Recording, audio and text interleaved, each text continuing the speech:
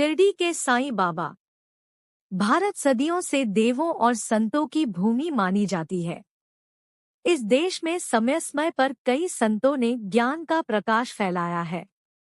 शिरडी के साईं बाबा भी अवतारी पुरुष के रूप में पूजे जाते हैं।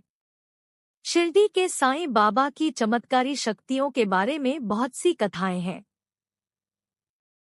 साईं बाबा के पूजन के लिए गुरुवार का दिन सर्वोत्तम माना जाता है।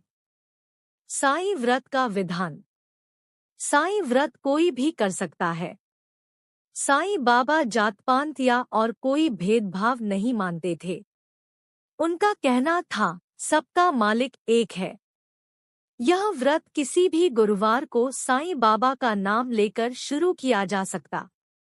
सुबह या शाम को साईं बाबा की तस्वीर या मूर्ति की पूजा की जाती है। किसी आसन पर पीला कपड़ा बिछाकर उस पर साईं बाबा की तस्वीर रखें। पूजा के लिए पीले फूल या हार का प्रयोग करें। धूप दीप जलाकर साईं व्रत की कथा पढ़ना चाहिए। पूजा के बाद प्रसाद बांटना चाहिए। प्रसाद के रूप में फल या मिठाई बांटी जा सकती है। शिरडी के साईं बाबा के व्रत की संख्या 9 हो जाने पर अंतिम व्रत के दिन 5 गरीब व्यक्तियों को भोजन कराना चाहिए और दान करना चाहिए। इस तरह इस व्रत का समापन होना चाहिए।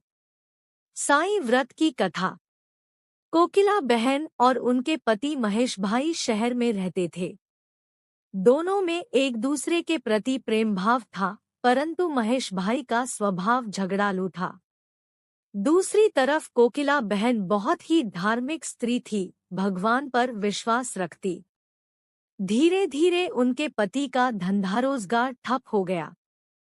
कुछ भी कमाई नहीं होती थी। महेश भाई अब दिन भर घर पर ही रहते और अब उन्होंने गलत राह पकड़ ली। अब उनका स्वभाव पहले से भी अधिक चिड़चिड़ा हो गया। एक दिन दोपहर को एक वृद्ध महाराज दरवाजे पर आकर खड़े हो गए।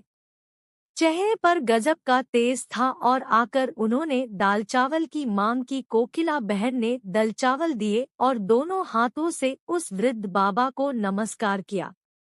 वृद्ध ने कहा, साईं सुखी रखे।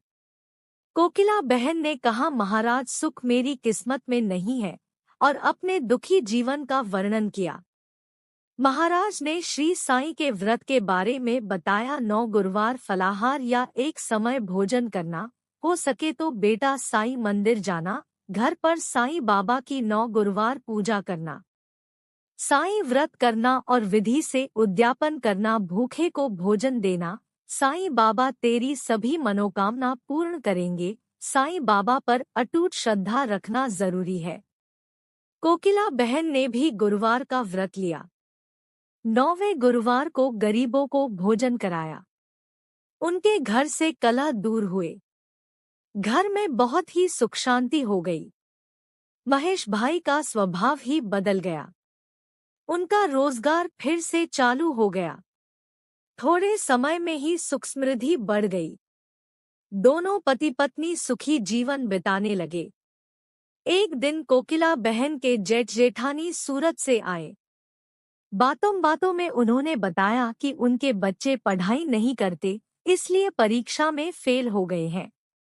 कोकिला बहन ने 9 गुरुवार की महिमा बताई और कहा कि साईं बाबा की भक्ति से बच्चे अच्छी तरह अभ्यास कर पाएंगे, लेकिन इसके लिए साईं बाबा पर विश्वास रखना जरूरी है। साईं सबकी सहायता करते हैं। उनकी जेठानी ने व्रत की विधि बताने के लिए कहा।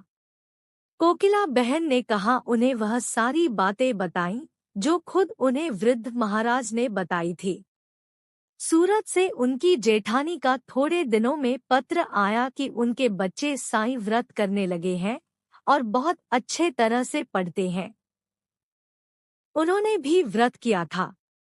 इस बारे में उन्होंने लिखा कि उनकी सहेली की बेटी शादी साईं व्रत करने से बहुत ही अच्छी जगह तय हो गई।